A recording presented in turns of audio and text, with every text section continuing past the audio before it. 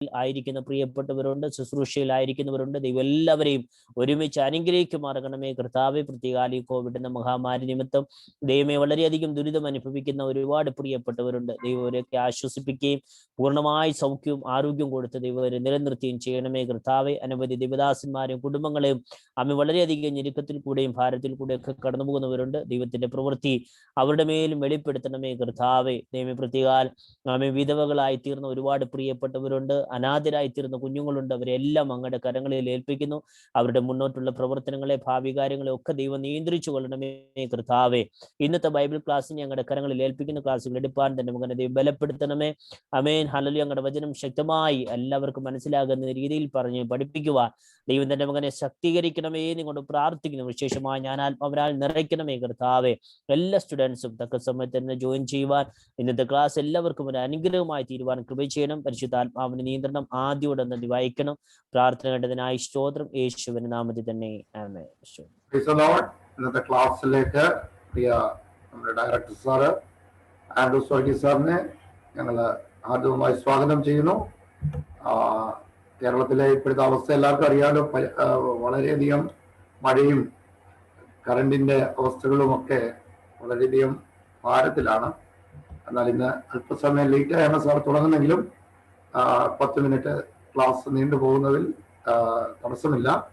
സാറിന് സമയം വേർതിരിക്കുക. കർത്താവിന്റെ പരിശുദ്ധ നാമം വാഴ്ത്തപ്പെടുമാറാകട്ടെ. ഇന്ന് രാത്രി നിങ്ങളോടൊരുമിച്ച് തിരുവചന പഠനത്തിലായിരിക്കാൻ ദൈവമായി കർത്താവ് നൽകിയ നല്ല സമയത്തിനായിട്ട് ദൈവത്തെ സ്തുതിക്കുന്നു. കഴിഞ്ഞ ഒരാഴ്ച മുഴുവൻ വളരെ പ്രതികൂലമായ സാഹചര്യങ്ങളിൽ രാഷ്ട്രങ്ങൾ ആയിരുന്ന സന്ദർഭങ്ങളിലൊക്കെ ദൈവം നമ്മെ ഓരോരുത്തരെയും കാത്തു പരിപാലിച്ച ദൈവത്തിന്റെ വിധങ്ങളെ ഓർത്ത് ദൈവത്തെ സ്തുതിക്കും. നിങ്ങളേവരും അറിയുന്നത് പോലെ ഒരുപാട് ദൈവദാസന്മാരും അവരുടെ കുടുംബങ്ങളും ഒക്കെ ഇന്ത്യയുടെ മിഷൻ ഫീൽഡിൽ COVID-19 ബാധിച്ച് മരണപ്പെട്ടിട്ടുണ്ട്. ചിലർ വളരെ അത്യാസന്ന നിലയിലായിരിക്കുന്നു, വളരെ രോഗികളായിരിക്കുന്നു. അവരെയൊക്കെ ഓർത്ത് പ്രാർത്ഥിപ്പാൻ അല്ലാതെ മറ്റൊന്നും നമുക്ക് ചെയ്യുവാൻ കഴിയുന്നില്ല. പ്രാർത്ഥിപ്പാനുള്ള ഒരു കടപ്പാട് നമുക്കുണ്ട് എന്ന് ഞാൻ ഒരു പ്രാവശ്യം കൂടെ നിങ്ങളെ ആദ്യമായിട്ട് ഓർമ്മിപ്പിക്കട്ടെ. എൻ്റെ കൂടെ സെമിനാരിയിൽ പഠിച്ച് കുമളിക്കടുത്ത്, കേരളത്തിൽ കുമളിക്കടുത്ത് പ്രവർത്തിക്കുന്ന ഒരു ദൈവദാസന്റെ ഭാര്യ ഇന്ന് കർത്തൃസന്നിധിയിലേക്ക് ചേർക്കപ്പെട്ടു. COVID-19 അങ്ങനെ അനേകരും നമുക്കറിയാവുന്നവരും നമുക്ക് പരിചയമുള്ളവരുമായ ഒരുപാട് പേര് കർത്തൃസന്നിധിയിലേക്ക് ചേർക്കപ്പെടുകയും വളരെ രോഗത്താൽ ഭാരപ്പെടുകയും ചെയ്യുന്ന ഒരു പ്രത്യേക കാലഘട്ടത്തിൽ ക്രിസ്തുയേശുവിനാൽ പരിപാലിക്കപ്പെട്ട നിങ്ങളെല്ലാവരെയും ഓർത്ത് ഞാൻ ദൈവത്തെ സ്തുതിക്കുന്നു. അബു സാർ പറഞ്ഞതുപോലെ ഇവിടെ മഴയുടെ കാരണത്താൽ ചില സമയത്ത് പവർ സപ്ലൈ പോകുന്നു, നെറ്റ് വളരെ വീക്കാണ്. ഇപ്പോൾ ഞാൻ വീഡിയോയിൽ തുടങ്ങിയെങ്കിലും കുറച്ച് കഴിയുമ്പോൾ ചിലപ്പോൾ വീഡിയോ ഞാൻ ഓഫ് ചെയ്തെന്ന് വരാം. നിങ്ങൾക്ക് കേൾക്കാൻ ബുദ്ധിമുട്ടുണ്ടെങ്കിൽ, ശബ്ദം പതറിപ്പോവുകയോ ബ്ലഡ് ആവുകയോ ഒക്കെ ചെയ്താൽ തന്നെ ഒന്ന് അറിയിക്കണം. അപ്പോൾ വീഡിയോ ഓഫ് ചെയ്തിട്ട് നമുക്ക് ഒരുമിച്ച് ദൈവസന്നിധിയിൽ ആയിരിക്കാം. പഠനം തുടരും. അല്പം താമസിച്ചതിൽ ഖേദം അറിയിക്കുന്നു. റോമാലേഖനത്തിന്റെ പഠനത്തിലാണ് നാം ആയിരിക്കുന്നത്. കഴിഞ്ഞ ചില ആഴ്ചകൾ അതിൻ്റെ പിന്നാമ്പുറ ചരിത്രങ്ങളെ കുറിച്ചൊക്കെ നമ്മളിങ്ങനെ ഒന്ന് അവലോകനം ചെയ്യുകയും അല്പമായി കാര്യങ്ങളെയൊക്കെ മനസ്സിലാക്കുകയും ചെയ്തു. ഇന്ന് റോമാലേഖനത്തിലെ പഠനത്തിലേക്ക്, സീരിയസ് ആയിട്ടുള്ള പഠനത്തിലേക്ക് നമ്മൾ പ്രവേശിക്കുക. ചില ഭാഗങ്ങൾ എടുത്തിട്ട്, ടെക്സ്റ്റുവൽ പോർഷൻസ് എടുത്തിട്ട് അതിനകത്ത് നിന്ന് ഉരുത്തിരിയുന്ന സബ്ജക്റ്റുകളെ തരംതിരിച്ചായിരിക്കും നമ്മൾ പഠിക്കുന്നത്. റോമാലേഖനം 1-ാം അധ്യായം 1 മുതൽ 17 വരെയുള്ള വാക്യങ്ങളാണ് ഇന്ന് രാത്രിയിൽ നമ്മുടെ ചിന്തയ്ക്കായിട്ട് എടുത്തിരിക്കുന്നത്, അല്ലെങ്കിൽ ക്ലാസ് 1 എന്ന് പറയുന്നത്. റോമാലേഖനം 1 മുതൽ 17 വരെയാണ്. ഇതിനകത്ത് ഒരുപാട് കാര്യങ്ങൾ നമുക്ക് കവർ ചെയ്യാനുണ്ട്. ഒരുപാട് വേദശാസ്ത്രപരമായ വിഷയങ്ങൾ നമ്മുടെ ചിന്തയിലേക്ക് കയറി വരും. ഇന്ന് രാത്രി ഈ ലഭിക്കുന്ന 1 മണിക്കൂർ കൊണ്ട് 1 മുതൽ 17 വരെയുള്ള വാക്യങ്ങൾ ചിന്തിച്ച് തീർക്കാം എന്ന് ഒരു അന്ധവിശ്വാസവും എനിക്കില്ല. ഒരു 6-ാം വാക്യം വരെയെങ്കിലും ചിന്തിച്ച് തീർക്കണം എന്നാണ് എൻ്റെ ആഗ്രഹം. 6-ാം വാക്യം വരെയെങ്കിലും നമുക്ക് ഒരുമിച്ച് പഠിക്കുവാൻ കഴിയണം. കാരണം നമ്മുടെ പഠനത്തിന്റെ ആ സീരിയസ് അവസ്ഥയിലേക്ക് കടന്നു കഴിയുമ്പോൾ സമയം ഇങ്ങനെ പോകുന്നു നമ്മൾ അറിയത്തില്ല. സമയം ഇങ്ങനെ ഓടിപ്പോയിക്കൊണ്ടിരിക്കും. നാം 1-ാം അധ്യായത്തിലേക്ക് പ്രവേശിക്കുന്നതിന് മുമ്പ് കഴിഞ്ഞ ആഴ്ച ഞാൻ നിങ്ങളോട് പറഞ്ഞായിരുന്നു റോമാലേഖനത്തിന്റെ ഇമ്പാക്ട് ക്രിസ്ത്യൻ ചരിത്രത്തിൽ എങ്ങനെയാണ് സംഭവിച്ചിരിക്കുന്നത്, അല്ലെങ്കിൽ ചരിത്രത്തിൽ റോമാലേഖനം എങ്ങനെയൊക്കെ രേഖപ്പെടുത്തിയിരിക്കുന്നുവെന്ന് ഞാൻ നിങ്ങളോടൊന്ന് പറഞ്ഞതാണ്. അത് പെട്ടെന്ന് ഓടിച്ചൊന്ന് ആ വിഷയം ഒന്ന് പറഞ്ഞിട്ട് ഞാൻ മുമ്പോട്ട് പോകുവാനായിട്ട് ആഗ്രഹിക്കുകയാണ്. സർ വില്യം റാംസേ എന്ന് പറയുന്ന എഴുത്തുകാരൻ റോമാലേഖനത്തെ വിശേഷിപ്പിച്ചിരിക്കുന്നത് ഞാൻ പറഞ്ഞല്ലോ, കഴിഞ്ഞ ആഴ്ച പറഞ്ഞതുപോലെ നിങ്ങൾക്ക് ലെക്ചർ നോട്ട് എഴുതിയെടുക്കുന്നവർക്ക് എഴുതിയെടുക്കാം. നിശ്ചയമായും ഇതിന്റെ നോട്ട്സ് പ്രിപ്പയർ ചെയ്ത് തരുന്നതായിരിക്കും on a later stage. William Ramsay എന്ന് പറഞ്ഞ ആള് ഈ ലേഖനത്തെ കുറിച്ച് പറഞ്ഞിരിക്കുന്നത് പൗലൂസിന്റെ ചരിത്ര ദർശനം എന്നാണ് വിശേഷിപ്പിച്ചിരിക്കുന്നത്. ചരിത്ര ദർശനം, അതിന് ഒരുപാട് കാര്യങ്ങളൊക്കെ ഉണ്ട്. ഒരുപക്ഷെ നിങ്ങൾ എല്ലാവരും കേട്ടിരിക്കുന്ന സെന്റ് അഗസ്റ്റിൻ, വിശുദ്ധനായ അഗസ്റ്റിനെ കുറിച്ച് സഭാചരിത്രമൊക്കെ പഠിച്ചിട്ടുള്ള ആൾക്കാർക്ക് അറിയാം. ഔറേലിയസ് അഗസ്റ്റിൻ എന്നാണ് അദ്ദേഹത്തിന്റെ പൂർണ്ണമായ പേര്. റോമാലേഖനത്തിന്റെ ഇമ്പാക്ട്, ചരിത്രത്തിൽ ഓരോ വ്യക്തികളെ സ്വാധീനിച്ച വിധങ്ങളെ കുറിച്ച് 2-3 ഉദാഹരണങ്ങൾ പറഞ്ഞിട്ട് ഞാൻ നമ്മുടെ പഠനത്തിലേക്ക് പ്രവേശിക്കുക. ഈ അഗസ്റ്റിൻ ആക്ച്വലി ഒരു സെക്ഷൽ ഇമ്മോറാലിറ്റിയിലൊക്കെ ജീവിച്ച, ലൈംഗിക അരാജകത്വത്തിൽ ജീവിച്ച ഒരു ചെറുപ്പക്കാരൻ. അതേ സമയത്ത് തന്നെ അദ്ദേഹം ഒരു കോളേജിലെ പ്രൊഫസറും കൂടി, അന്നത്തെ കാലത്ത് ഒരു യൂണിവേഴ്സിറ്റിയിലെ കോളേജിലെ പ്രൊഫസറും കൂടി. അദ്ദേഹം ഒരിക്കൽ തന്റെ കൊട്ടാര സദൃശ്യമായ വീടിന്റെ ഉദ്യാനത്തിൽ വളരെ ധ്യാനത്തിലും ചിന്തയിലും ഒക്കെ ആയിരിക്കുമ്പോൾ അയൽവക്കത്തെ വീട്ടിലെ ഒരു കൊച്ചു കുഞ്ഞ് ജനലിൽ കൂടെ ഇങ്ങനെ പറയുന്ന ശബ്ദം അദ്ദേഹത്തിന് 2-3 പ്രാവശ്യം കേൾവി. ആ കുഞ്ഞ് പറഞ്ഞത് ഇങ്ങനെയാണ്, പുസ്തകം തുറന്ന് വായിക്കുക. വീണ്ടും ആ കുട്ടി പറഞ്ഞു, പുസ്തകം തുറന്ന് വായിക്കുക.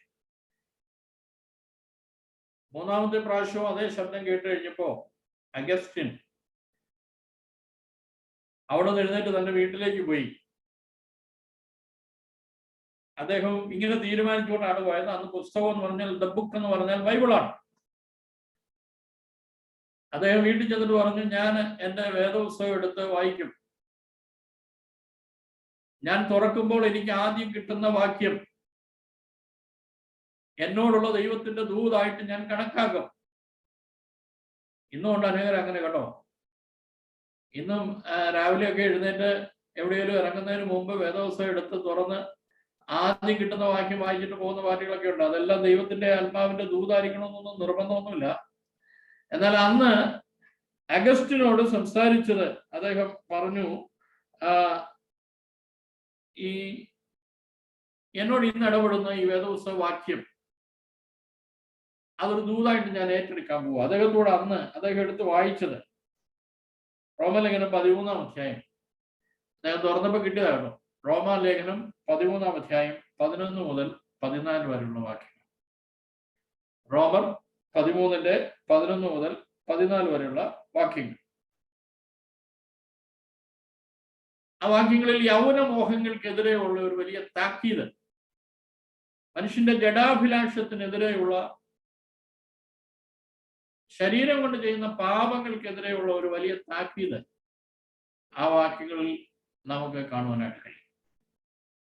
ചുരുക്കം പറഞ്ഞാൽ ആ ഭാഗം വായിച്ചു തീർന്നപ്പോൾ അദ്ദേഹത്തോട് ദൈവാത്മാവ് ഇടപെട്ടു. അദ്ദേഹം ഒരു ദൈവ പൈതലായി മാറുവാനിടയായി. യേശുവിനെ കർത്താവും രക്ഷിതാവുമായി അംഗീകരിച്ച് ക്രിസ്തീയ ജീവിതത്തിന്റെ പാന്താവിലേക്ക് വരുവാൻ അഗസ്റ്റിന് കഴിഞ്ഞു. പിൽക്കാലത്ത് അദ്ദേഹം ഒരു ചരിത്രകാരനായി ക്രിസ്തീയ ഗോളത്തിൽ അറിയപ്പെടുകയുണ്ടായി. വ്യക്തികളെ രൂപാന്തരപ്പെടുത്തുന്ന, ചരിത്രത്തിൽ നാഴികക്കല്ലായി മാറിയ വ്യക്തി ജീവിതങ്ങളെ രൂപാന്തരപ്പെടുത്തി എടുക്കുവാൻ ഈ ലേഖനത്തിലെ എഴുത്തുകൾക്ക് കഴിഞ്ഞിട്ടുണ്ട്. അതുകൊണ്ടാണ് വില്യം റാംസ്ഡേ പറഞ്ഞത്, ഈ റോമാലേഖനം എന്ന് പറയുന്നത് പൗലോസിന്റെ ഒരു ചരിത്ര ദർശനം. പൗലോസിന്റെ ഒരു ചരിത്ര ദർശനം. മറ്റൊരാളെ കൂടി ഞാൻ പറഞ്ഞിട്ട് നമ്മുടെ ചിന്തയിലേക്ക് നമുക്ക് കിടക്കാം. വചനത്തിന്റെ പരിവർത്തന ശക്തി സഭാ ചരിത്രത്തിൽ നിർണായകമായ മാറ്റങ്ങൾക്ക് കാരണമായി തീർന്നു. മറ്റൊരു പ്രൊഫസർ 1515 മുതൽ AD 1515 മുതൽ AD 1517 വരെയുള്ള ആ നാളുകളിൽ 2 വർഷം അദ്ദേഹം വേദപുസ്തകം വായിക്കുകയും ധ്യാനിക്കുകയും പഠിക്കുകയും ചെയ്തു. അദ്ദേഹത്തിന്റെ ചിന്താമണ്ഡലത്തെ അലട്ടിക്കൊണ്ടിരുന്നത് എങ്ങനെയാണ് പാപിയായ മനുഷ്യൻ ദൈവസന്നിധിയിൽ നീതീകരിക്കപ്പെടുന്നത്. പാപത്തിൽ ജനിച്ച് പാപത്തിൽ ജീവിക്കുന്ന ഒരു മനുഷ്യൻ എങ്ങനെ ദൈവസന്നിധിയിൽ നീതീകരിക്കപ്പെടും? ആ ചിന്ത അദ്ദേഹത്തെ അലട്ടിയപ്പോ 1515 മുതൽ 1517 വരെ 2 വർഷക്കാലം അദ്ദേഹം തിരുവചന പഠനത്തിനും ധ്യാനത്തിനുമായിട്ട് മാറ്റിവെച്ചു. അദ്ദേഹത്തെ ഏറ്റവും അധികം സ്പർശിച്ച വാക്യം റോമാലേഖനം 1-ാം അധ്യായം 17-ാമത്തെ വാക്യം. റോമർ 1:17. നീതിമാൻ വിശ്വാസത്താൽ ജീവിക്കും. നീതിമാൻ വിശ്വാസത്താൽ ജീവിക്കും എന്നുള്ള ആ പദം, ആ ഒരു സെന്റൻസ് തന്റെ ജീവിതത്തെ ആകമാനം മാറ്റിമറിച്ചു. അദ്ദേഹത്തിന്റെ പേരാണ് ലൂഥർ, മാർട്ടിൻ ലൂഥർ. കത്തോലിക്ക സഭ പൊതുജനങ്ങൾക്ക് വേദപുസ്തകം വായിക്കുവാനോ പഠിക്കുവാനോ അവസരം നൽകാതെ പാപമോചന ചീട്ടിന്റെ കച്ചവടവും നടത്തി ജനത്തെ ജാതീയ യഹൂദ മതത്തെക്കാൾ ഹീനമായ നിലയിൽ അടിമത്തത്തിൽ വെച്ചുകൊണ്ടിരുന്ന ഒരു കാലഘട്ടത്തിൽ ആത്മാർത്ഥമായി വചനത്തിലേക്ക് തിരിഞ്ഞ ഒരുവന് ദൈവത്തിന്റെ ആത്മാവ് ഒരു പ്രകാശനം നൽകിയിട്ട് റോമാലേഖനം 1-ാം അധ്യായം 17-ാം വാക്യത്തിലൂടെ ആ മനുഷ്യനെ രൂപാന്തരപ്പെടുത്തിയെടുത്തു. നീതിമാൻ വിശ്വാസത്താൽ ജീവിക്കും. മാർട്ടിൻ ലൂഥർ പിന്നീട് സംഭവിച്ചതൊക്കെ ചരിത്രമാണ്. പ്രൊട്ടസ്റ്റന്റ് മൂവ്മെന്റിന് പിന്നീട് അദ്ദേഹം എന്തൊക്കെ സംഭാവനകളാണ് നൽകിയത്. അദ്ദേഹത്തിന്റെ പേരിലാണല്ലോ പ്രൊട്ടസ്റ്റന്റിസം അറിയപ്പെടുന്നത് തന്നെ, മാർട്ടിൻ ലൂഥറിന്റെ പേരിലാണ്.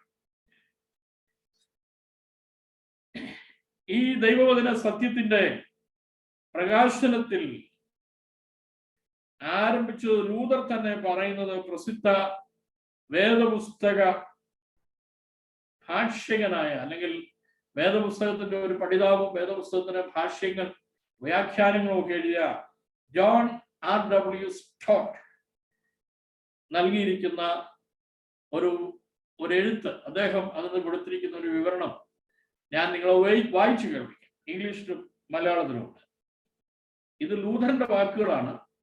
എന്നാൽ ജോൺ R.W. സ്റ്റോട്ട് എന്ന് പറയുന്ന ആ വേദചിന്തകൻ, വേദഭാഷ്യകൻ തന്റെ പുസ്തകത്തിൽ അദ്ദേഹത്തെ കുറിച്ച് എഴുതിയിരിക്കുകയാണ്. ഞാൻ ദൈവത്തിന്റെ സത്യം ഗ്രഹിച്ചു. അത് ദൈവനീതി എന്നാൽ ദൈവം തന്റെ കൃപയാലും കരുണയാലും വിശ്വാസത്താൽ നമ്മെ നീതീകരിക്കുന്നു എന്നാണ്.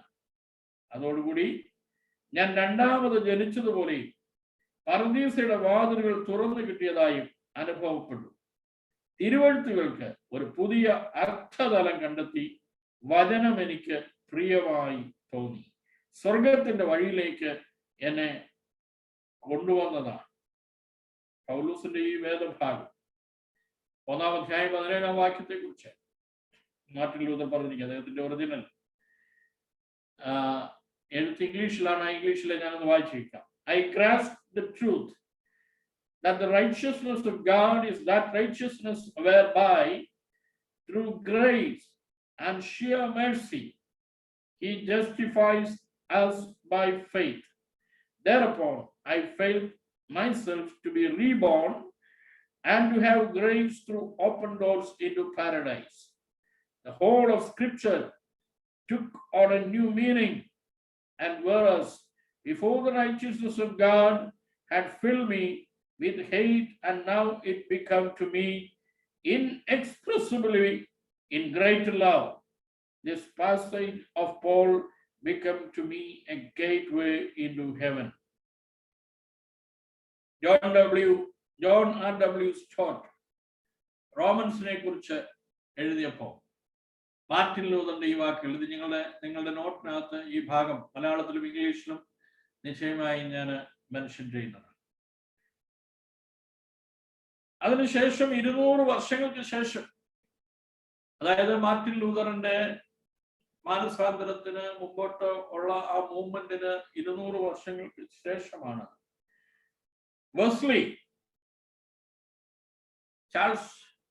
ജോൺ വെസ്ലി ലണ്ടനിലുള്ള അൽഡർഗേറ്റ് സ്ട്രീറ്റ് ലണ്ടനിലുള്ള ഒരു സഭയിൽ ഒരു പ്രാർത്ഥനാ കൂട്ടത്തിൽ പങ്കെടുത്തുകൊണ്ട് അദ്ദേഹം പ്രാർത്ഥിച്ചുകൊണ്ടിരിക്കുമ്പോൾ അദ്ദേഹവും സാക്ഷ്യം പറയുന്നത് ഈ റോമാലേഖനത്തിലെ ഈ വാക്യം 1-ാം അധ്യായം 17-ാമത്തെ വാക്യം. ഈ 1-ാം അധ്യായം 17-ാമത്തെ വാക്യം, വിശ്വാസത്താൽ ജീവിക്കും, നീതിമാൻ വിശ്വാസത്താൽ ജീവിക്കും. അവിടെ ആ നീതീകരണം എന്തെന്നുള്ളത്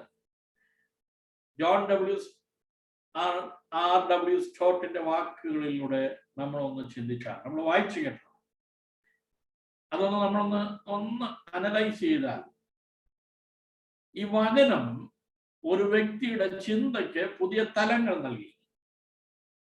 ഇംഗ്ലീഷിൽ ആ ഭാഗം എഴുതിയിരിക്കുമ്പോൾ പറഞ്ഞത്, നേരത്തെ ഈ വചനം വായിക്കുമ്പോൾ എനിക്ക് വെറുപ്പുണ്ടായിരുന്നെങ്കിൽ വിശ്വാസത്താലുള്ള നീതീകരണത്താൽ ഞാൻ ക്രിസ്തുവിനെ സ്വീകരിച്ചു കഴിഞ്ഞപ്പോ ഒരു പുതിയ സ്നേഹത്തിന്റെ അവസ്ഥയിലേക്ക് ഈ വചനം എന്നെ നയിക്കുവാനിടയായി.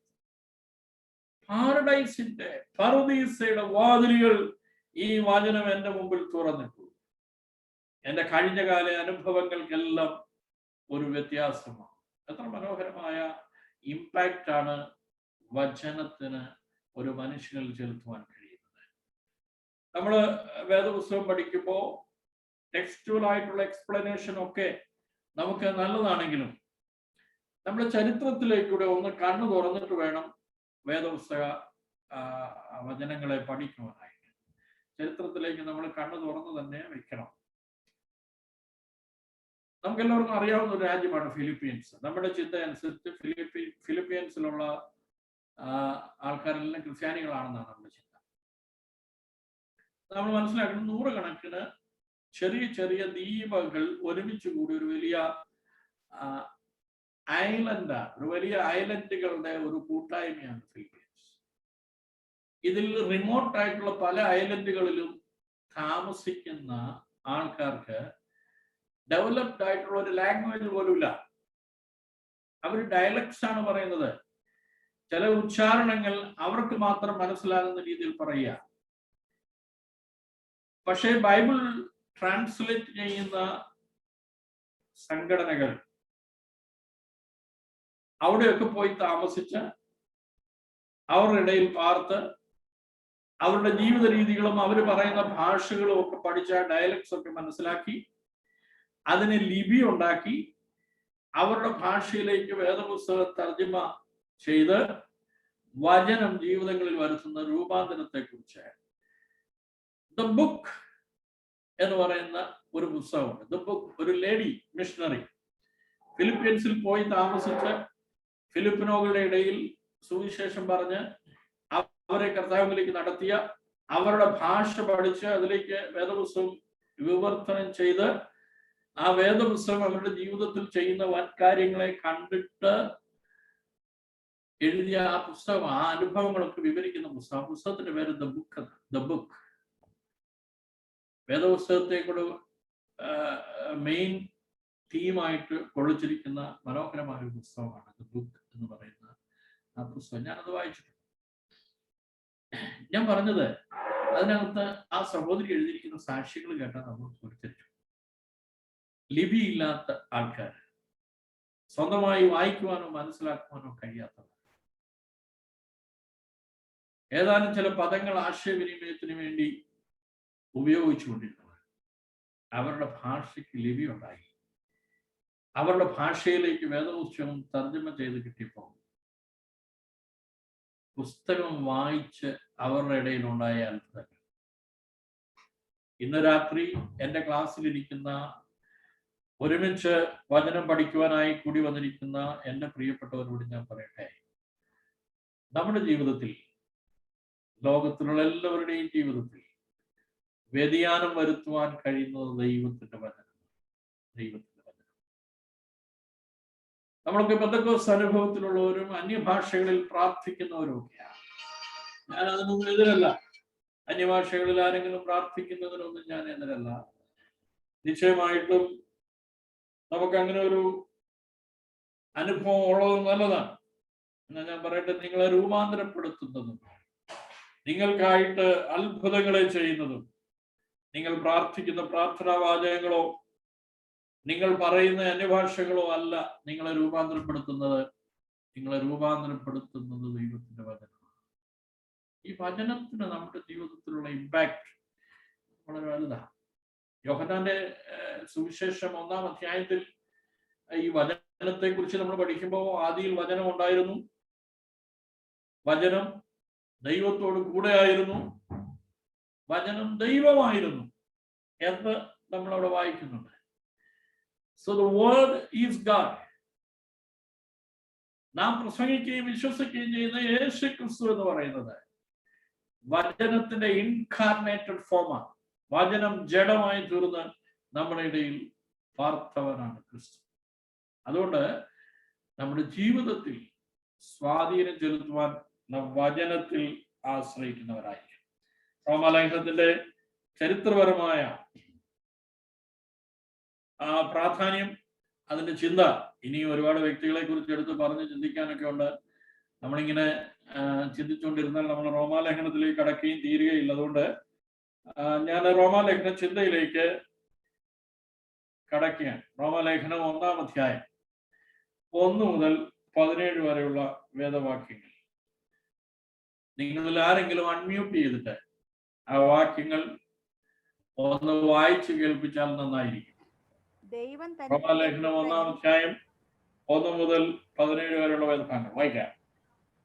ദൈവം തന്റെ പുത്രനും കർത്താവുമായ യേശു ക്രിസ്തുവിനെ കുറിച്ച് വിശുദ്ധ രേഖകളിൽ തന്റെ പ്രവാചകന്മാർ മുഖാന്തരം മുൻകൂട്ടി വാഗ്ദത്തം ചെയ്ത സുവിശേഷത്തിനായി വേർതിരിച്ച് വിളിക്കപ്പെട്ട അപ്പോസ്തലനും യേശു ക്രിസ്തുവിന്റെ ദാസനുമായ പൗലോസ്, റോമയിൽ ദൈവത്തിന് പ്രിയരും വിളിക്കപ്പെട്ട വിശുദ്ധന്മാരുമായ എല്ലാ പേർക്കും എഴുതുന്നത്, നമ്മുടെ പിതാവായ ദൈവത്തിൽ നിന്നും കർത്താവായ യേശു ക്രിസ്തുവിൽ നിന്നും നിങ്ങൾക്ക് കൃപയും സമാധാനവും ഉണ്ടാകട്ടെ. ജഡം സംബന്ധിച്ച് ദാവീദിന്റെ സന്തതിയിൽ നിന്ന് ജനിക്കുകയും മരിച്ചിട്ട് ഉയർത്തെഴുന്നേൽക്കുകയാൽ 17 വരെ വായിക്കണമെന്നില്ല, 6-ാം വാക്യം വരെ വായിച്ചാലും മതി, നമുക്ക് സമയമില്ലാത്തത് വായിക്കാം. ജഡം സംബന്ധിച്ച് ദാവീദിന്റെ സന്തതിയിൽ നിന്ന് ജനിക്കുകയും മരിച്ചിട്ട് ഉയർത്തെഴുന്നേൽക്കിയാൽ വിശുദ്ധിയുടെ ആത്മാവ് സംബന്ധിച്ച് ദൈവപുത്രൻ എന്ന് ശക്തിയോടെ നിർണയിക്കപ്പെടുകയും ചെയ്തിരിക്കുന്നല്ലോ. ഞങ്ങൾ അവന്റെ നാമത്തിനായി സകല ജാതികളുടെയും ഇടയിൽ വിശ്വാസത്തിന് അനുസരണം വരുത്തേണ്ടതിന് കൃപയും അപ്പോസ്തലത്വവും പ്രാപിച്ചത്. ഈ ക്രിസ്തു വർഷം 1-ാം നൂറ്റാണ്ടിലൊക്കെ നിലനിന്നിരുന്ന ഒരു ഭാഷാ ശൈലിയും ഓരോ കാലഘട്ടത്തിലും ഓരോ ഭാഷാ ശൈലിയുണ്ട്. നമ്മുടെ ചെറുപ്പത്തിൽ ഉപയോഗിച്ച അതേ ഭാഷാ ശൈലി അല്ല നമ്മളിപ്പം ഉപയോഗിക്കുന്ന ഭാഷാ ശൈലി. ഭാഷാശാസ്ത്രജ്ഞന്മാർ പറയുന്നത് എല്ലാ 20 വർഷം കൂടുമ്പോഴും ലാംഗ്വേജിന് മാറ്റം സംഭവിക്കുന്നു. 20 വർഷം കൂടുമ്പോൾ ഭാഷകൾക്ക് വ്യതിയാനം സംഭവിക്കും. നമ്മൾ അറിയാതെ സംഭവിക്കുന്ന ചില വ്യതിയാനങ്ങൾ. എന്ന് പറഞ്ഞാൽ 60 വയസ്സ് വരെ ജീവിക്കുന്ന ഒരു മനുഷ്യൻ താൻ ജനിച്ചതിന് ശേഷം ഏറെക്കുറെ 3 പ്രാവശ്യത്തോളം ലാംഗ്വേജിന്റെ ചേഞ്ചസിലൂടെ കടന്നുപോയിട്ടുണ്ട്. പൗലോസ് റോമാലേഖനത്തിലും മറ്റ് ലേഖനങ്ങളിലും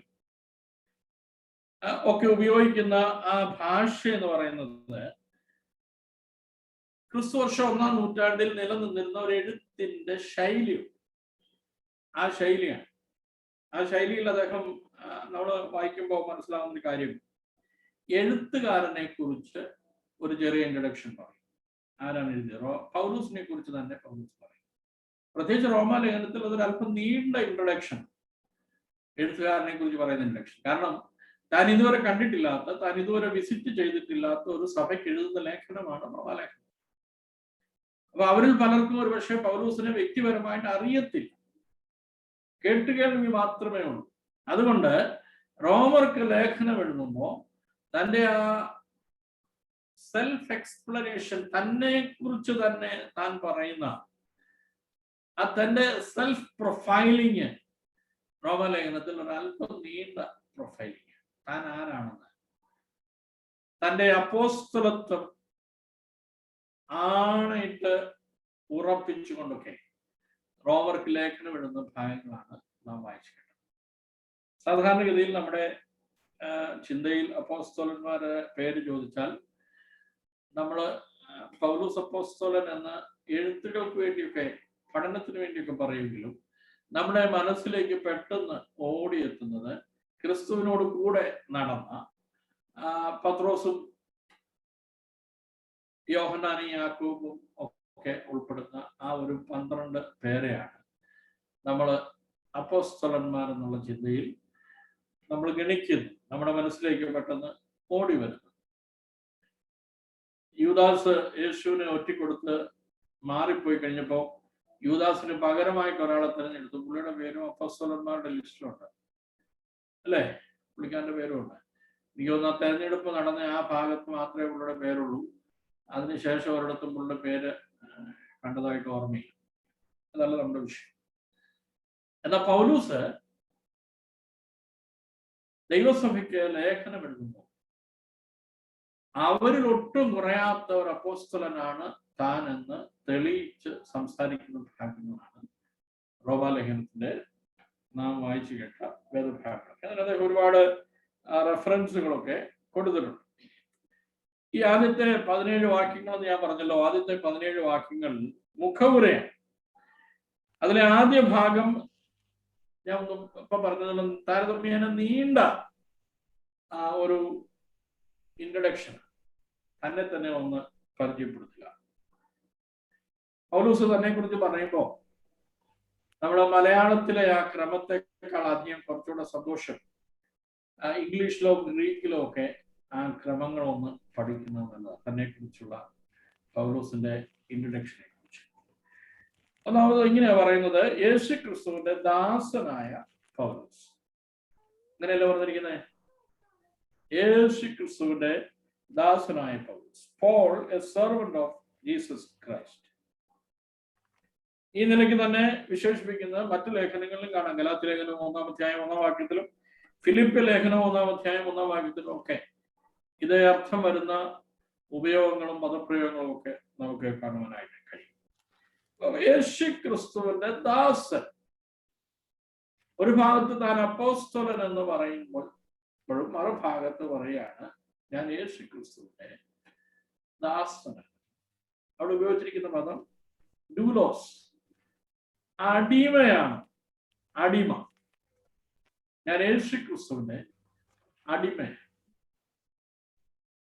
ഇന്ന് രാത്രി നമ്മിൽ എത്ര പേർക്ക് ധൈര്യത്തോടെ പറയാൻ കഴിയും ഞാന് യേശു ക്രിസ്തുവിന്റെ അടിമയാണ്?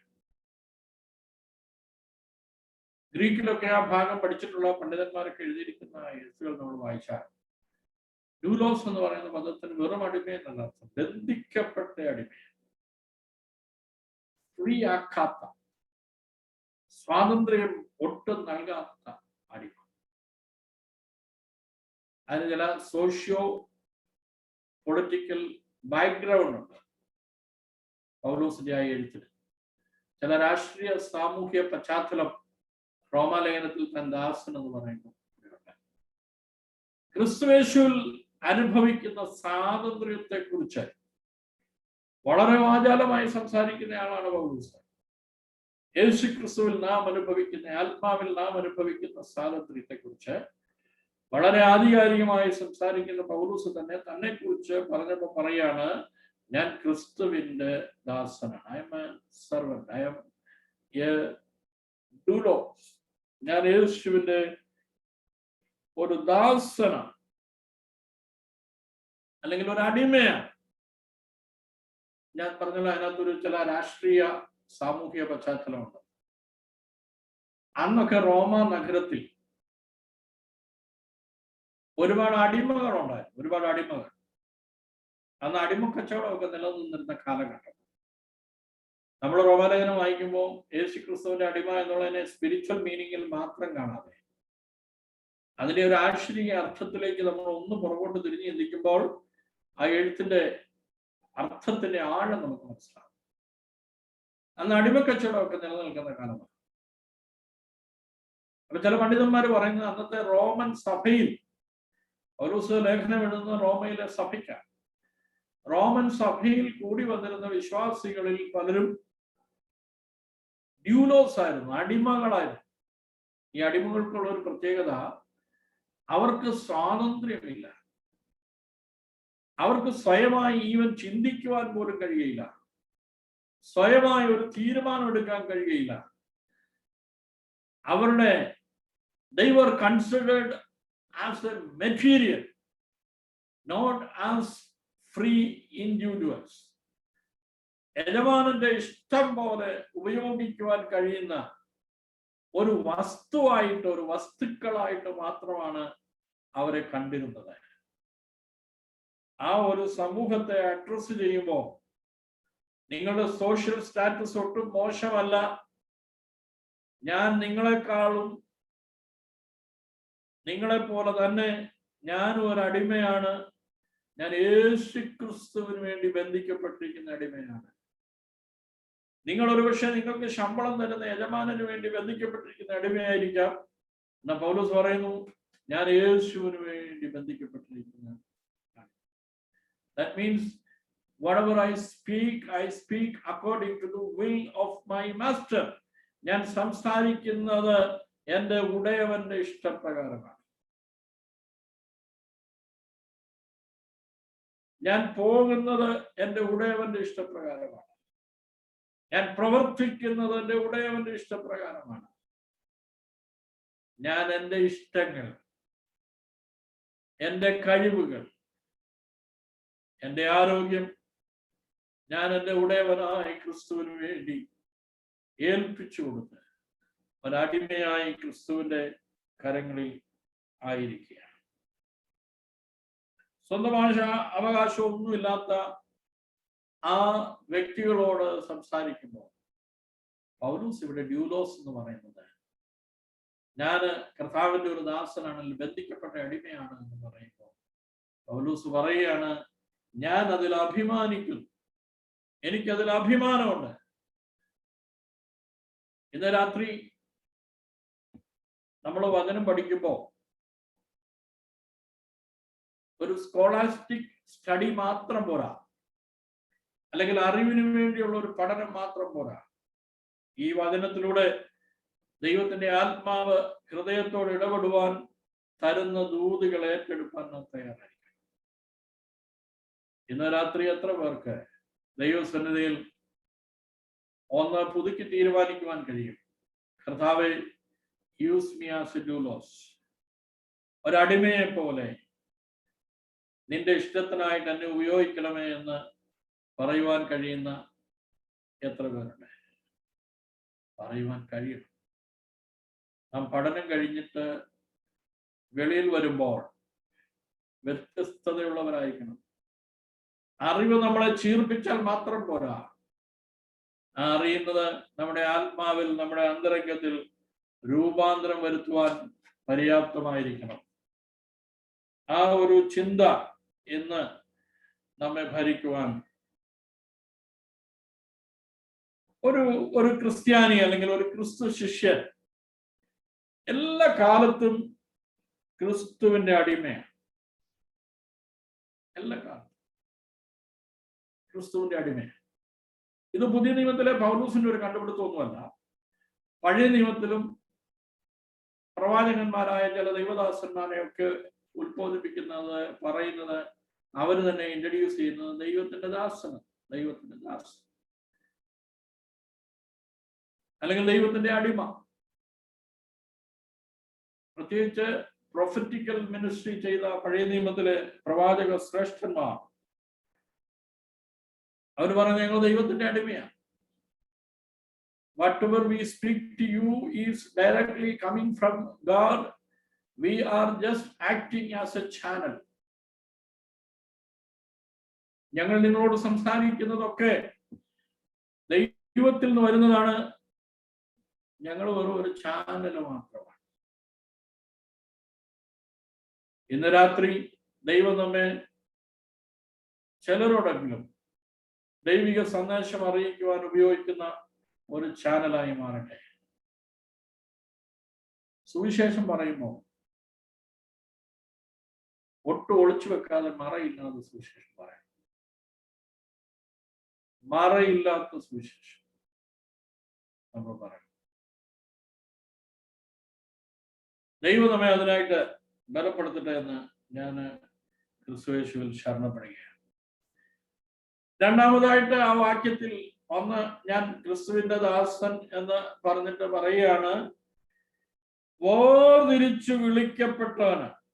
എല്ലാം ഡീറ്റെയിൽഡ് ആയിട്ട് റെഫറൻസ് സഹിതം എടുത്ത് പറഞ്ഞ് ക്ലാസ് എടുക്കാനൊന്നും നമ്മുടെ മുമ്പിൽ സമയമില്ല. വേർതിരിച്ച് വിളിക്കപ്പെട്ടവൻ. പൗലോസിനെ കുറിച്ച് പൗലോസ് തന്നെ പറയാം. വേർതിരിക്കുക എന്നതിന് വിശുദ്ധീകരിക്കുക എന്ന ഒരർത്ഥം കൂടെയാണ്. പൗലോസ് പറയാണ് എന്നെ വേർതിരിച്ച് വിളിക്കപ്പെട്ടവൻ. അവിടെ ആ പദം ഉപയോഗിക്കുമ്പോ ഇരമ്യാ പ്രവാചകനോട് ചേർന്നുള്ള ആ ഒരു പദം, അമ്മയിൽ നിന്ന് ജനിക്കുന്നതിന് മുമ്പ് തന്നെ വേർതിരിക്കപ്പെട്ടവൻ, ഒരു പർപ്പസിന് വേണ്ടി വേർതിരിക്കപ്പെട്ട് വിളിച്ചവൻ എന്നുള്ള ഒരു അർത്ഥമാണ് അവിടെ താൻ ഉപയോഗിക്കുന്നത്. അതിന് പ്രാഗ് എന്ന് പറയുന്ന എബ്രായ പദമാണ് ഉപയോഗിച്ചിരിക്കുന്നത്. പ്രാഗ് എന്ന് പറയുന്ന എബ്രായ പദം.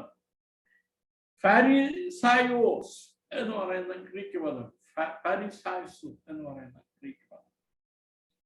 അതിൽ നിന്നാണ് പരീശൻ, ഫാരിസി എന്ന് പറയുന്ന പദം ഉണ്ടായത്.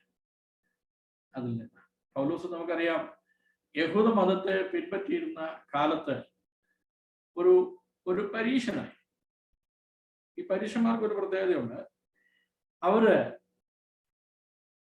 ചില കാര്യത്തിലൊക്കെ തീവ്രവാദ വിശ്വാസം പിൻപറ്റുന്നവരാണ്, കോംപ്രമൈസ് ചെയ്യാത്തവർ. ആ കാര്യത്തിൽ നമ്മൾ അവരെ മാതൃകയാക്കണം കേട്ടോ. കോംപ്രമൈസ് ചെയ്യണം. ഒരു കാര്യത്തിലും കോംപ്രമൈസ് ചെയ്യാത്ത വിശ്വാസികളായിരുന്നു പരീക്ഷന്മാർ, യഹൂദ പരീക്ഷന്മാർ. അപ്പൊ ദശാംശം കൊടുക്കണമെന്ന് പറഞ്ഞാൽ ദശാംശം 10% കൊടുക്കണം. അത് ന്യായപ്രമാണത്തിന്റെ വ്യവസ്ഥയാണ്. കാരണം ലേവി ഗോത്രത്തിന് വസ്തു വിഹിതം ചെയ്ത് കൊടുക്കാഞ്ഞതുകൊണ്ട് നിങ്ങൾ ആലയത്തിലേക്ക് നിങ്ങളുടെ നന്മ കൊണ്ടുവരണമെന്നും ആലയത്തിൽ ലഭിക്കുന്ന നന്മ കൊണ്ട് അവർ ജീവിച്ചോളൂ എന്നാണ് ദൈവത്തിന്റെ പ്രമാണം. ആ ദശാംശത്തിന്റെ ഉപദേശം പുതിയ നിയമത്തിലും പ്രസംഗിക്കുന്നവരുണ്ട്. എന്നാൽ അത് പുതിയ നിയമ ഉപദേശം അല്ല. എനിക്കത് പറയുന്നതിന് മടിയൊന്നുമില്ല. പുതിയ നിയമ ഉപദേശമൊന്നുമല്ല ദശാംശം. പുതിയ നിയമത്തിന്റെ ഉപദേശം എന്ന് പറയുന്നത് വചനം പഠിപ്പിക്കുന്നവന് എല്ലാം നന്മയിൽ ഒരു ഓഹരി കൊടുക്കണം, ദശാംശം കൊടുക്കണമെന്നില്ല. അത് നമ്മുടെ വിഷയമല്ല, ഞാനതുകൊണ്ട് വിടുക. എന്നാൽ ഈ പരീക്ഷന്മാര് ചില കാര്യത്തിലൊക്കെ വളരെ തീഷ്ണതയുള്ളവരായി. ആ തീഷ്ണത എന്ന് പറയുന്നത് ഒരു പരീക്ഷ ഇപ്പം ദശാംശം കൊടുക്കണമെന്ന് പറഞ്ഞാൽ വീട്ടില് 1 കിലോ ജീരകം വാങ്ങിക്കുന്നു. ജീരകം പഴയ നിയമത്തില് പുതിയ നിയമത്തില് സുവിശേഷങ്ങളിൽ കർത്താവ് പറഞ്ഞിരിക്കുന്ന കാര്യങ്ങൾ തന്നെയാണ് ഞാൻ നിങ്ങളോട് പറയാം. യവന്മാർ എന്ത് ചെയ്യും? നമ്മളാണെങ്കിൽ ജീരകം വാങ്ങിച്ചിട്ട് ദശാംശം ഫലം കൊടുക്കും. എവിടെ കൊടുക്കത്തില്ല. ആണ്ടിലൊരിക്കൽ വേണേ പ്ലാവേന്ന് ചക്ക പറിക്കുമ്പോഴോ അല്ലെങ്കിൽ ആണ്ട് 2-3 പ്രാവശ്യം തെങ്ങേന്ന് തേങ്ങ അടത്തുമ്പോഴോ ഒക്കെ പാഴ്സനേജിൽ കൊണ്ട് ചക്കയും തേങ്ങയും ഒക്കെ കൊടുക്കുന്ന ഒരു പതിവ് ഒഴിച്ചാൽ ഈ ജീരകത്തിന്റെയും കടുകിന്റെയും മല്ലിയുടെയും മുളകിന്റെയും ഒന്നും ദശാംശമൊന്നും നമ്മൾ നോക്കാറില്ല. എന്നാൽ പരീക്ഷന്മാർ അങ്ങനെയല്ല. അതിന്റെ ജീരകമൊക്കെ കുത്തിയിരുന്ന് എണ്ണ വേണം. ഒന്ന് ആലോചിച്ച് നോക്കി, 100 ഗ്രാം കാക്കിനൊക്കെ വിടുക, 100 ഗ്രാം ജീരകം വാങ്ങിച്ചിട്ട് വന്ന് ഇതൊരു വലിയ പുറത്തിനകത്തോ പേപ്പറിനകത്തോ വിരിച്ചിട്ടിട്ട് ഇത് എണ്ണി തിട്ടപ്പെടുത്തുന്ന കാര്യം ഒന്ന് ആലോചിക്കുന്നു. എന്ന് പറഞ്ഞാൽ ഉപദേശ വിഷയങ്ങളിൽ പരീക്ഷന്മാർ അത്ര വലിയ കാർക്കശ്യക്കാരായിരുന്നു എന്ന് കാണിക്കാൻ വേണ്ടി പറഞ്ഞൊരു കാര്യമാണ്. ആ ഫാരിസികളെ കുറിച്ചൊക്കെ പറയുന്ന ഭാഗത്ത് മെൻഷൻ ചെയ്തിരിക്കുന്നത് പോലെയുള്ള പദപ്രയോഗമാണ് വേർതിരിച്ചു വിളിക്കപ്പെട്ടവൻ എന്ന പൗലോസ് തന്നെ കുറിച്ച് പറയുന്നത്. എന്ന് പറഞ്ഞാൽ ദൈവത്തിന് വേണ്ടി എരിവോടെ നിൽക്കാൻ എന്നെ വേർതിരിച്ച് വിളിക്കപ്പെട്ടവനാണ് ഞാൻ എന്ന് മറ്റുള്ളവരുടെ മുമ്പിൽ പറയാൻ അദ്ദേഹത്തിന് യാതൊരു കഴിയില്ല. നമ്മിൽ എത്ര പേർക്ക് ധൈര്യത്തോടെ പറയാൻ കഴിയും ദൈവം എന്നെ വേർതിരിച്ച് വിളിച്ചതാണ്? ഒരു പക്ഷേ ജനനം തൊട്ടൊന്നും നമ്മൾ വിശ്വാസികളൊന്നും അല്ല. നമ്മളെ ക്രിസ്തു വിശ്വാസത്തിലേക്ക് കൊണ്ടുവന്നത് ജീവിതത്തിലെ ചില സാഹചര്യങ്ങളായിരിക്കാം. നാം കടന്നുപോയ ചില വേദനകളോ ഭാരങ്ങളോ നെടുവീർപ്പുകളോ ആയിരിക്കാം ക്രിസ്തു വിശ്വാസത്തിലേക്ക് എന്നെ നിങ്ങളെ കൊണ്ടുവന്നത്. എന്നാൽ ഇന്ന് ദൈവസന്നിധിയിലായിരിക്കുമ്പോൾ ഒരു കാര്യം നാം മനസ്സിലാക്കണം. ഒരു പർപ്പസിന് വേണ്ടി അവൻ നമ്മളെ വേർതിരിച്ച് വിളിച്ചതാണ്.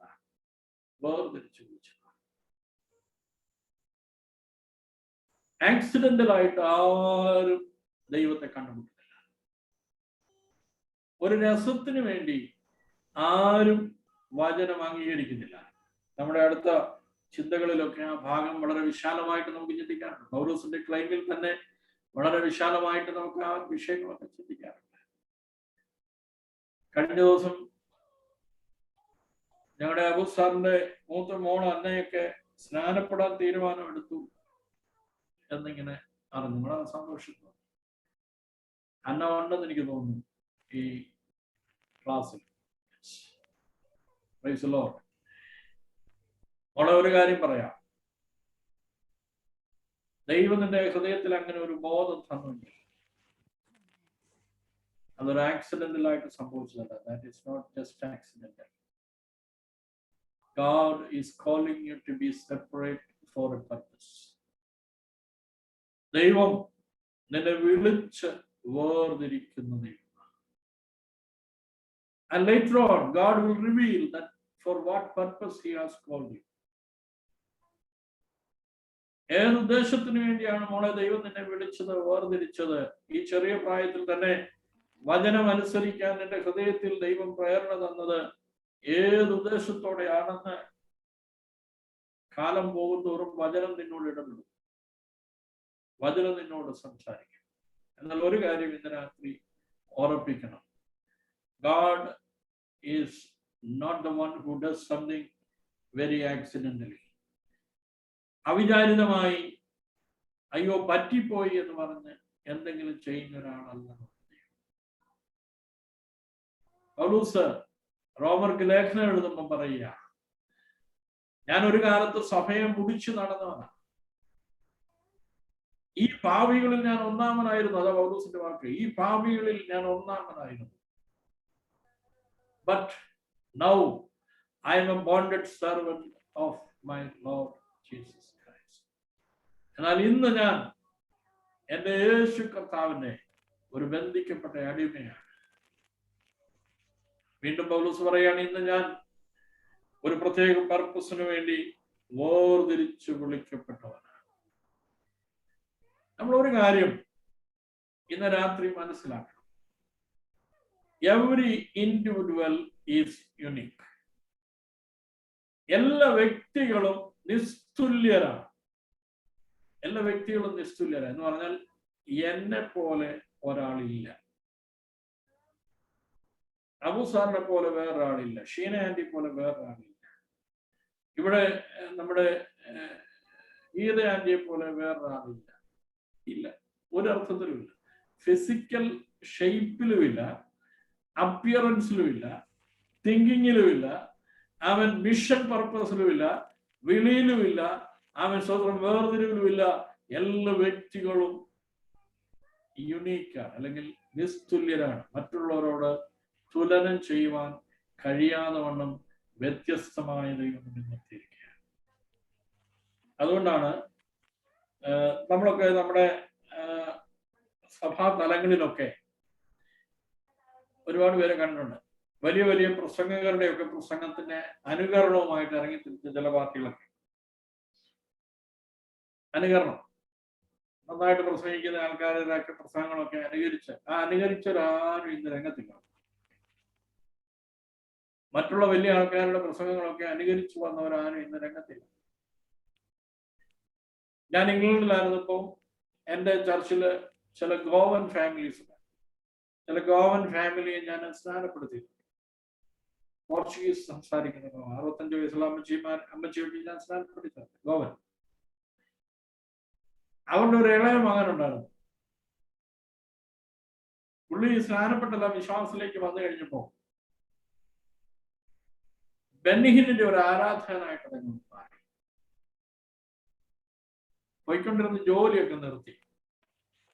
രാവിലെ തൊട്ട് വൈകുന്നേരം വരെ ബെന്നിഹിന്റെ വീഡിയോ കാണുകയാണ്. വീട്ടിൽ TV കൂടെ ബെന്നിഹിന്റെ വീഡിയോ കാണുക. ഒരു 3-4 മാസം കഴിഞ്ഞപ്പോൾ പുള്ളി ബൈബിളുമായിട്ട് ഇറങ്ങി. ദൈവം എന്നെ വിളിച്ചു, വേർതിരിച്ചു, ഞാൻ ശുശ്രൂഷകനാണ്. ഞാൻ പറഞ്ഞു, നല്ല കാര്യം പറയാം, ദൈവം വിളിച്ചെങ്കിൽ നീ ശുശ്രൂഷിക്കണം. അപ്പൊ എന്നോട് പറഞ്ഞു, പക്ഷേ നമ്മുടെ ചർച്ചിൽ ഒരു ദിവസം എനിക്ക് ശുശ്രൂഷിക്കാൻ അവസരം നിശ്ചയമാണ്. കാരണം ഞാൻ ആൾക്കാരെ വളർത്തുന്നതാണ്. ആർക്കെങ്കിലും ശുശ്രൂഷിക്കാൻ അവസരം ഉണ്ടെങ്കിൽ അവർക്ക് അവസരം കൊടുക്കുകയും അവരെ പ്രോത്സാഹിപ്പിക്കുകയും ചെയ്യുന്നതാണ്. നമ്മൾ വളർത്തിക്കൊണ്ട് ഒരുപാട് പേരുണ്ട്. അപ്പൊ ഞാനൊരു ദിവസം ആ വാത്സല്യ സഹോദരന് സഭയിൽ ശുശ്രൂഷിക്കാൻ അവസരം കൊടുത്തു. പുള്ളി എഴുന്നേറ്റ് നിന്നിട്ട് ബെന്നിഹിൻ സ്റ്റേജിൽ കാണിക്കുന്ന എല്ലാ ഗോഷ്ഠിയും ഒരുപോലെ കാണിക്കാൻ പറ്റും. പുള്ളി ബെന്നിഹിനാകാനായിട്ട് അങ്ങ് ശ്രമിക്കുക. ഒരു 10-20 മിനിറ്റ് കഴിഞ്ഞപ്പോൾ ഞാൻ എഴുന്നേറ്റ് പറഞ്ഞു, ബ്രദർ ഇരിക്കാം. ബ്രദർ ഇരുന്ന് ചില കാര്യങ്ങൾ ബ്രദറിനോട് പറയണം. ഞാൻ പറഞ്ഞു, മോനെ, ദൈവം നിനക്കൊരു ശുശ്രൂഷ തന്നാൽ നിനക്ക് ബെന്നിഹിനെ അനുകരിക്കേണ്ട ആവശ്യമില്ല. ദൈവം നിന്നെ സെപ്പറേറ്റ് ചെയ്തിട്ടുണ്ടെങ്കിൽ, വിളിച്ചു വേർതിരിച്ചിട്ടുണ്ടെങ്കിൽ, യു ആർ യുണീക്ക്. നീ നിസ്തുല്യനാണ്. മറ്റൊരുത്തൻ ചെയ്യുന്നത് ചെയ്യുവാനോ ചെയ്യുന്നത് പോലെ ചെയ്യുവാനോ അല്ല ദൈവം നിന്നെ വിളിച്ചിരിക്കുന്നത്. ഒരു സെപ്പറേറ്റ് മിനിസ്ട്രിക്ക് വേണ്ടിയാണ് ദൈവം നിന്നെ വിളിച്ചിരിക്കുന്നത്. അത് വളരെ ശക്തമായി ഊന്നി പറയുന്ന ആ പൗലൂസിനെ ഓർത്ത് ഞാൻ ദൈവത്തെ സ്തുതിക്കുക. അദ്ദേഹം പറഞ്ഞു, ഞാൻ തിരിച്ച് വിളിക്കപ്പെട്ടവനാണ്. ഞാൻ അന്നമോളോട് പറഞ്ഞ, മോളെ, വേർതിരിച്ച് ദൈവം നിന്നെ വിളിച്ചിരിക്കുക. God has got certain purpose and plan in your life. ഒരു പക്ഷെ ഇപ്പോ അത് പൂർണ്ണമായി നിനക്ക് വെളിപ്പെട്ടു വന്നു എന്ന് വരികയില്ല. You may be in a dilemma. എന്താണ് ദൈവം എന്നെ കൊണ്ട് ചെയ്യാൻ ആഗ്രഹിക്കുന്നത് എന്നുള്ള ഒരു ചിന്താക്കുഴപ്പമൊക്കെ നിന്റെ മനസ്സിൽ കയറി എന്ന് വരാം. You are in your teens. നീ ഒരു ടീനേജ് പെൺകുട്ടിയാ. ഒരുപാട് ശാരീരികവും മാനസികവുമായ വ്യതിയാനങ്ങളിലൂടെ വരും നാളുകളിൽ കടന്നു പോകേണ്ടവരാണ്. അതിൻ്റെ ഇടയിലൊക്കെ നമ്മുടെ ചിന്തകൾക്ക്, തോട്ട് പ്രോസസ്സിനൊക്കെ ചില കൺഫ്യൂഷൻസ് ഒക്കെ ഉണ്ടായെന്ന് വരും. എന്നാൽ ഇന്ന് രാത്രി വചനത്തിൽ ഒരു കാര്യം ഉറയ്ക്കണം. ദൈവം എന്നെ വിളിച്ചത്, എന്നെ വേർതിരിച്ച് വിളിച്ചതാണ്. I am called and separated for a purpose. അത് സമയമാകുമ്പോൾ ദൈവം വെളിപ്പെടുത്തും. നിന്നെക്കുറിച്ചുള്ള ശുശ്രൂഷ, നിന്നിൽ അർപ്പിച്ചിരിക്കുന്ന ദൗത്യം വെളിപ്പെടേണ്ട സമയമാകുമ്പോൾ നിശ്ചയമായും മറ്റാർക്കും ചെയ്യാൻ പറ്റാത്ത വിധത്തിൽ, മറ്റാർക്കും തുലനം ചെയ്യാൻ പറ്റാത്ത വിധത്തിൽ ദൈവം നിന്നെ കൊണ്ട് ചിലത് ചെയ്യിച്ചെടുക്കും. അതുകൊണ്ട് ദൈവസന്നിധിയിൽ എടുത്ത തീരുമാനത്തിൽ വളരെ ശക്തമായി ഉറച്ചു നിന്നു വേണം. എല്ലാ കൺഫ്യൂഷൻസും ഇന്ന് രാത്രി നീങ്ങിപ്പോകണം. അവൻ എല്ലാ ഡബിൾ തോട്ട്സും ഇന്ന് രാത്രി നീങ്ങി മാറണം. ദൈവത്തിലും ദൈവവചനത്തിലും ഉറയ്ക്കുവാൻ ഇടവരട്ടെ. പൗലോസ് നാം വായിച്ച വേദഭാഗത്തിൽ തന്നെ പറയുമ്പോൾ നമ്മുടെ സമയം കഴിഞ്ഞു എന്ന് എനിക്കറിയാം. ഞാൻ ഒരു പക്ഷേ ഒരു 5 മിനിറ്റ് ഇവിടെ എക്സ്ട്രാ എടുത്തേക്കും. ഞാൻ 5 മിനിറ്റ് ലേറ്റ് ആയിട്ടാണ് കയറിയത്. അതുകൊണ്ടല്ല, നിങ്ങളെ ബുദ്ധിമുട്ടിക്കുന്നതിൽ ക്ഷമിക്കണം. സുവിശേഷം തിരുവെഴുത്തുകളാൽ സാക്ഷ്യപ്പെടുത്തിയിരിക്കും. പൗലോസ് പ്രസംഗിക്കുന്ന ഈ സുവിശേഷം, the attestation of the gospel is the scripture. അവിടെ നമ്മൾ സുവിശേഷം എന്താണെന്നൊക്കെ ഒന്ന് പഠിക്കണം കേട്ടോ. സുവിശേഷം എന്താ? ഒറ്റ വാക്കിൽ പറയാൻ അറിയാവുന്നവരുണ്ടോ? സുവിശേഷത്തിന്റെ ഡെഫിനിഷൻ: ദാവീദിന്റെ സന്തതിയായി ജനിച്ച് മരിച്ച് അടക്കപ്പെട്ട് ഉയർത്തെഴുന്നേറ്റ യേശു ക്രിസ്തുവിനെ പ്രസംഗിക്കുന്നതാണ് സുവിശേഷം.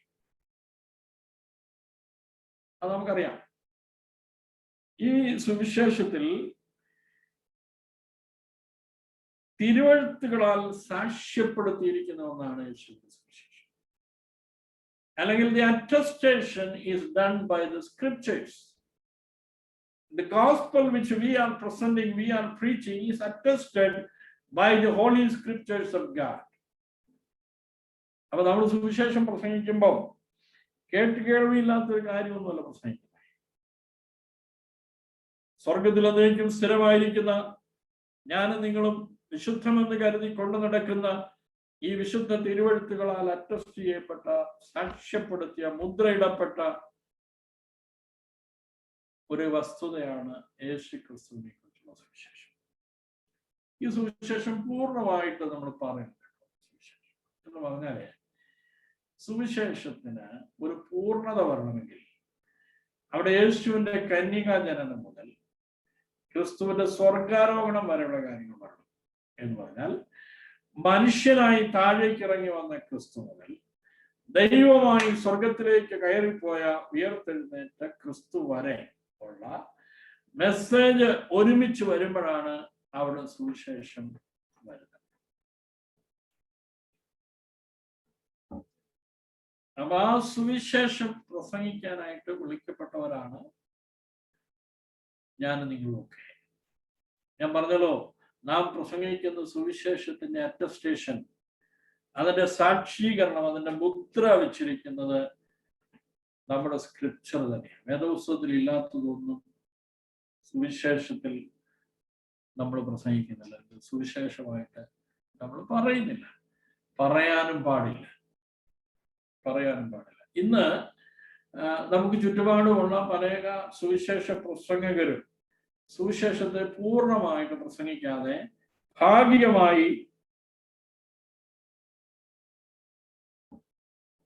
സ്നേഹമുള്ള ഒരു ഭാര്യ ഉള്ളതുകൊണ്ട് ഇത്ര നേരം ക്ലാസ് എടുത്തുപോലുള്ള ചായ ഉണ്ടെന്നാണ്.